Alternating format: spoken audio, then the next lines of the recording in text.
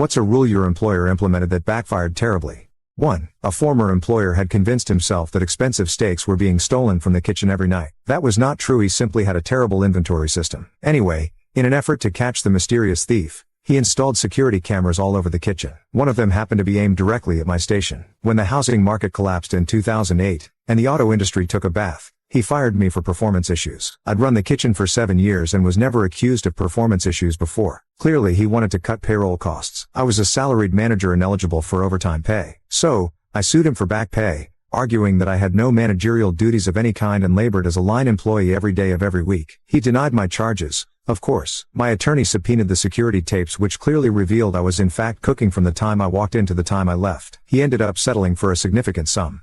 2. Way back in the day when I worked fast food, it was common for my fellow employees and me to clock in within a few minutes of when we were scheduled to start. If someone was scheduled to start at 8 a.m., they might clock in at 7:57, or 8:03. One day, the manager decided she wanted people to clock in at exactly their scheduled time on the dot. You were scheduled to start at 8:00? She would not allow you to clock in at 7:57. You had to stand there staring at the clock for 3 minutes. If you clocked in at 8:01, you got written up. This backfired in a spectacular but predictable fashion. People started clocking in at exactly the scheduled start time and clocking out at exactly the scheduled end time. Before the rule, people would often stay a few minutes late if they needed to. After the rule, if people were scheduled to leave at 5:00, and a tour bus full of hungry roadies pulled into the parking lot at 4:58, something that happened a couple times a month, everyone would leave at 5:00 exactly. The new shift is still getting organized and there's nobody in the grill area? Sorry, boss. You made the rules. Remember how you wrote me up for punching in at 8:01 yesterday? Remember what you said about the schedule? Well,